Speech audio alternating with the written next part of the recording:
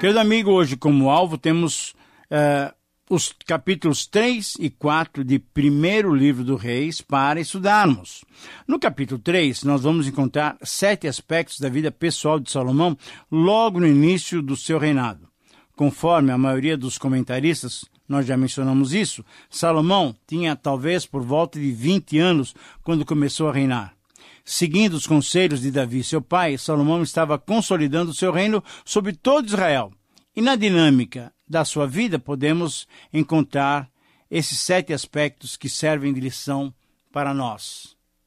O primeiro aspecto se vê na ascensão de Salomão e no seu casamento com a filha do faraó, versículos 1 e 2. Esse, querido amigo, foi um dos grandes erros de Salomão. Na verdade, novo ainda, começou a reinar e começou a errar. Casar-se com a filha do rei do Egito, casar-se com a filha de Faraó, não foi uma boa decisão. Salomão, certamente, diferente do seu pai Davi, ele nunca chegou a ter aquela sede de Deus e das coisas espirituais como Davi tinha. Salomão se preocupava mais, como nós veremos, por todo o estudo da sua vida. Ele se preocupava mais com as coisas materiais, em estabelecer o seu reino, em engrandecer-se. E depois de haver se casado com essa mulher pagã, aí ele procurou a Deus para pedir sabedoria. Graças a Deus, temos nele um bom exemplo, mas essa foi uma primeira falha. É uma pena que ele só se lembrou de pedir sabedoria depois de ter quebrado o princípio de ter se casado com uma mulher pagã. O versículo 2 do capítulo 3 diz exatamente assim: ainda não havia sido construído um templo para Deus, o Senhor, e por isso o povo continuava oferecendo sacrifícios em vários altares dos montes. Talvez Salomão tivesse como sua principal tarefa estabelecer o templo para Deus e não se casar com a filha do faraó para fazer uma aliança política. Foi certo essa aliança, mas talvez não através de um casamento. O segundo aspecto se vê no amor de Salomão e na oferta de Deus. Aqui então vemos Deus dando liberdade a Salomão para pedir qualquer coisa. Deus é muito misericordioso, muito compassivo e entendeu até essa fragilidade de Salomão no começo do seu reinado. Ele poderia ter pedido riqueza, poderia ter pedido poder ou ainda qualquer outra coisa. Porém, Salomão aqui foi muito humilde. Ele pediu sabedoria. Ele se considerava fraco para dirigir o povo. Talvez já percebendo que aquela primeira atitude não tinha sido a melhor, ele se considerava fraco e incapaz. Por isso ele pediu sabedoria para dirigir o povo. Salomão tinha muitas deficiências e muitas limitações. E Salomão reconheceu a sua deficiência e a sua inabilidade para governar o povo. E é muito bom quando o líder chega a reconhecer isso por si mesmo e prontamente busca no Senhor a suficiência através de um pedido a Deus, através de uma palavra de oração. Querido amigo, quando você percebe essa mesma situação na sua vida, a sua insuficiência, recorra a Deus, porque o Senhor tem condições de nos abençoar abundantemente. O terceiro aspecto se vê na argumentação de Salomão e o pedido por sabedoria, versículos 6 a 9, capítulo 3, versículos 6 a 9. Nós temos que fazer uma distinção entre sabedoria espiritual e a sabedoria para governar, a sabedoria política, a sabedoria para vivermos. Aqui Salomão está pedindo aquela sabedoria política ainda, para poder orientar o povo. Certamente foi um pedido sábio, mas a vida espiritual de Salomão nem sempre foi sábia. Então lhe faltava a sabedoria espiritual. Ele podia julgar, ele podia tecer os seus juízos muito bem politicamente. Porém, no campo espiritual, Salomão fraquejou muito. Ele sofreu derrotas terríveis.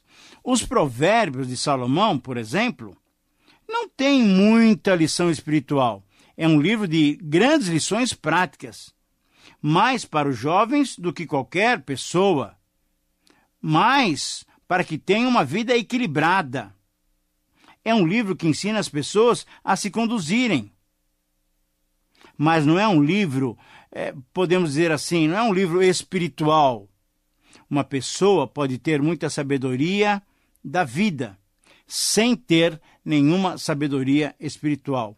E é o que vemos em muitos dos nossos líderes. Se Salomão tivesse pedido e procurado as duas sabedorias, espiritual e política, a sabedoria prática, certamente ele teria sido uma figura muito maior do que aquela que ele foi.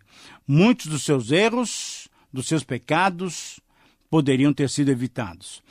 O quarto aspecto se vê na aprovação de Salomão e na promessa divina. Aqui nós devemos destacar os versículos 10 a 13. Deus gostou que Salomão tivesse pedido sabedoria.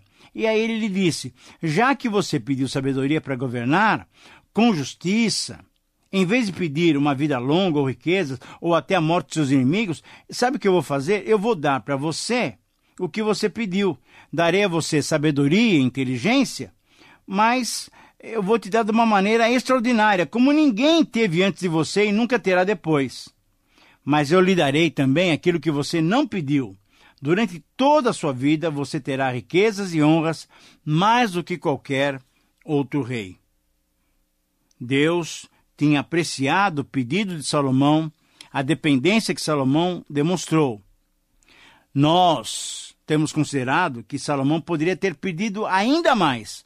Poderia ter pedido sabedoria espiritual. E todos nós somos testemunhas de que temos recebido de Deus muito mais do que aquilo que temos pedido.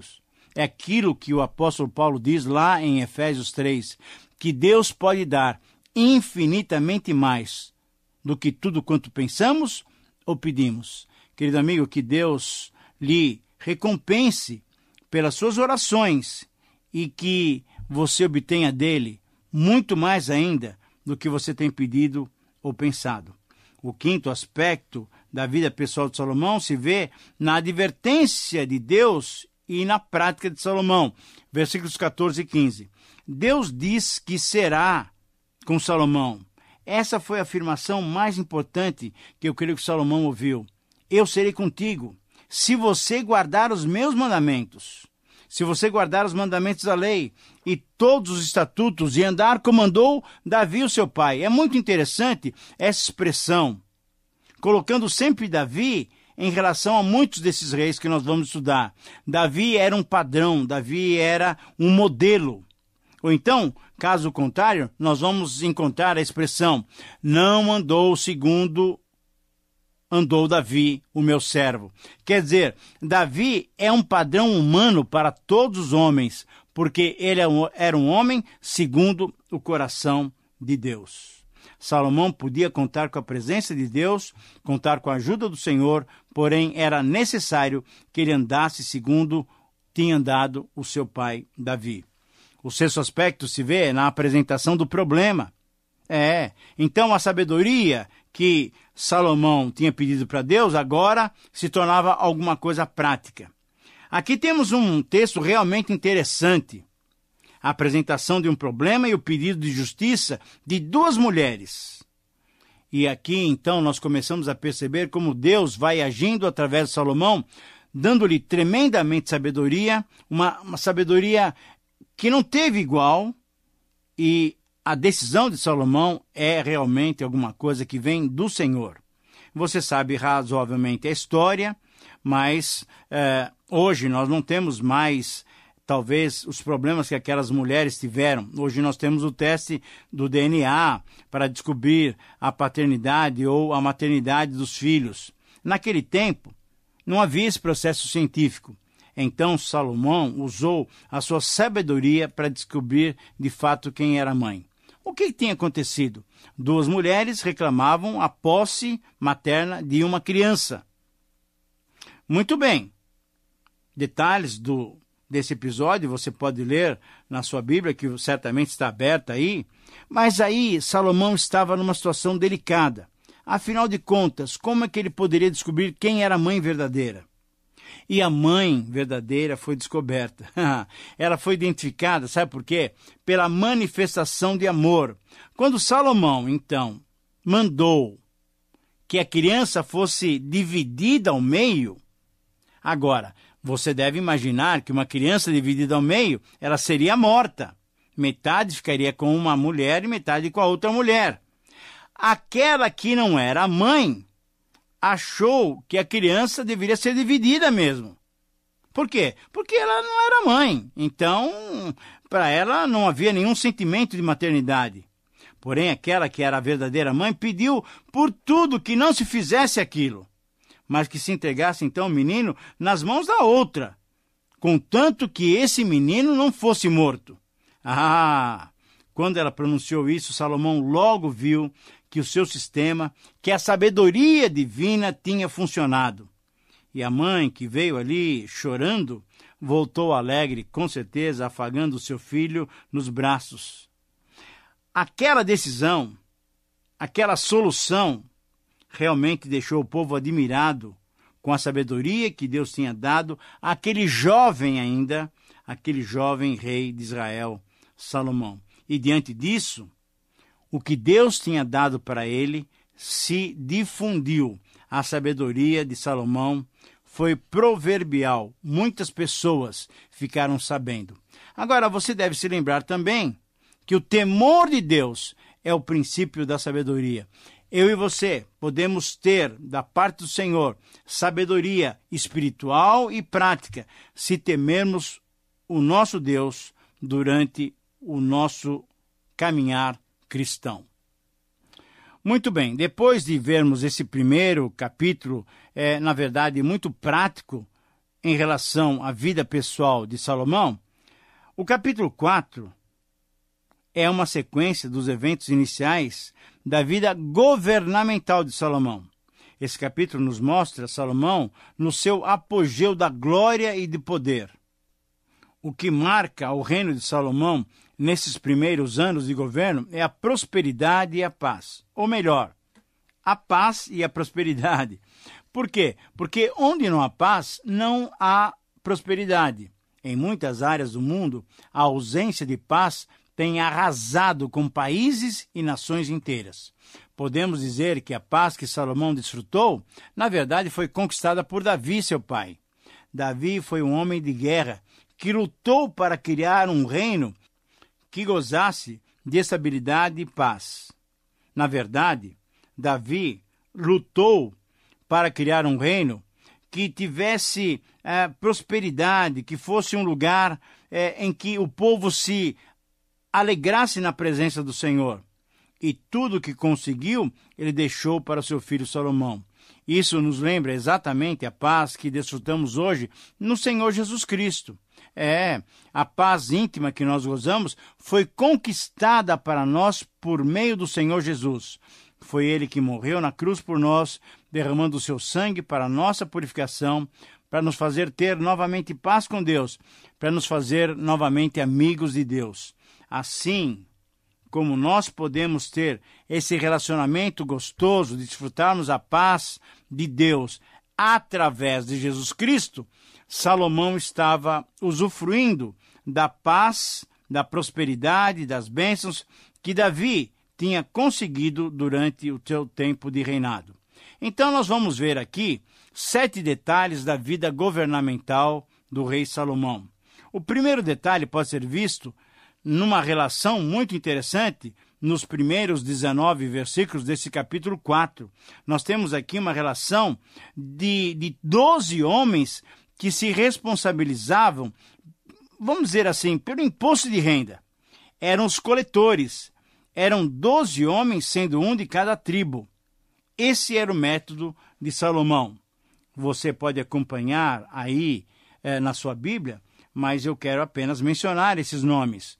Ben-Hur, Ben-Dequer, Ben-Resed, Ben-Animidade, Baamá, Ben-Geber, Ainadab, Aimás, Baaná, Josafá, Simei e Geber. Esses homens foram separados por Salomão como administradores dos distritos de Israel. Eles forneciam alimentos dos seus distritos para o rei e para o seu palácio, e cada um deles tinha o dever de fazer isso durante um mês do ano. Então, nós estamos vendo aqui a maneira como Salomão estava governando, estava dirigindo, estava administrando o seu reino. Um segundo detalhe podemos ver no versículo 20. É muito interessante porque aqui nós vemos uma descrição da prosperidade que Deus concedeu a Salomão. Veja bem essas palavras. O povo de Judá e de Israel era tão numeroso como os grãos da areia da praia do mar. Eles comiam, eles bebiam e eles eram muito felizes. Ora, isso é uma descrição clara de uma vida próspera, de uma vida gostosa, de uma vida abundante. E isso era fruto da prosperidade concedida pelo Senhor. Este era um tempo de grande prosperidade. As guerras, na verdade, tinham cessado. Era um tempo de paz. Havia abundância de tudo. Paz, prosperidade e abundância. Era um tempo maravilhoso. Podemos dizer que aqui temos quase que uma figura do milênio, que seria um tempo de paz, de abundância, de prosperidade. Era um tempo de segurança. Querido amigo, como nós precisamos de segurança em nossas vidas. Como nós podemos ter essa segurança? Quando nós confiamos completamente nas mãos de Deus. O mundo está ameaçado, o mundo está sem segurança, mas nós que temos o nosso Deus, podemos nos sentir seguros. O terceiro detalhe que podemos verificar aqui é nesse momento governamental, nesse aspecto governamental do rei Salomão, nós podemos ver nos versículos 21 e 24, no prestígio de Salomão. O versículo 21 nos mostra que do reino de Salomão faziam parte todas as nações que havia desde o rio Eufrates até a terra dos filisteus, até a fronteira do Egito. Na verdade, era um grande território, porque esses reinos, que não eram o reino de Israel, pagavam tributos a Salomão, porque tinham sido todos dominados por Israel. No versículo 24, por exemplo, nós mostramos, ou o texto nos mostra, que Salomão dominava toda aquela região, desde o litoral do mar Mediterrâneo até o rio Eufrates. Todos os reis a oeste do Eufrates eram dominados por Israel e ele estava em paz com todos esses países. Portanto, esse prestígio concedido por Deus na sabedoria de Salomão, mas também na força e na guerra conquistadas, vitórias por Davi, era a bênção que Israel estava gozando naquele momento. Um quarto detalhe desse momento governamental tão especial pode ser visto nas provisões conseguidas. É interessante a gente perceber que os mantimentos que Salomão precisava eram 3.000 quilos de farinha por dia, 6.000 quilos de farinha de outros cereais, bois, 10 bois gordos, 20 bois de pasto, fora veados, gazelas, corços, aves domésticas. Quer dizer, imagina, para tocar, para movimentar o reino, tanta alimentação. E tudo estava sendo conseguido porque Deus estava sendo generoso para com Israel. O quinto detalhe pode ser visto no versículo 25, de uma maneira muito clara. Nós conseguimos perceber a estabilidade que a paz proporcionava ao reino de Salomão. Durante toda a vida de Salomão, o povo de Judá e de Israel viveu em segurança. De uma ponta do país à outra, cada família, olha que bênção, cada família tinha os seus pés de uvas e a sua plantação de figo. Então, quando um monarca, quando um dirigente se submete ao Senhor, a bênção que ele consegue para si, ela é transferida para todo o povo. E assim o povo usufruiu também dessas conquistas de Salomão. O sexto detalhe pode ser visto no poder conquistado. Salomão tinha 4.000 baias para os cavalos dos seus carros de guerra, e 12.000 cavalos de cavalaria. Portanto, ele tinha um grande exército, e esse poder tinha sido concedido pelo Senhor. Quando Salomão pediu sabedoria, lembre-se, o Senhor prometeu sabedoria e todas as coisas que Salomão nem tinha pedido. E, finalmente, concluindo o capítulo 4, no 7º detalhe, podemos perceber a sabedoria, a inteligência, a percepção que Salomão tinha das coisas. Vemos aqui a grande sabedoria de Salomão. Ele conhecia todos os ramos do saber humano da época. É impressionante percebermos o que Deus pode fazer quando nós nos entregamos a Ele. O texto diz o seguinte, que ele era o mais sábio de todos os homens, mais sábio que Etã, mais sábio que Cacol, mais sábio que Darda. Eram homens famosos pela sua inteligência naquele tempo. Salomão escreveu 3.000 provérbios e compôs mais de 1.000 canções. Tudo isso porque o Senhor estava com ele e porque Salomão tinha se submetido ao Senhor. Querido amigo, submeta-se ao Senhor e você vai usufruir das bênçãos que só Ele pode nos conceder. Que Deus te abençoe e até o próximo programa.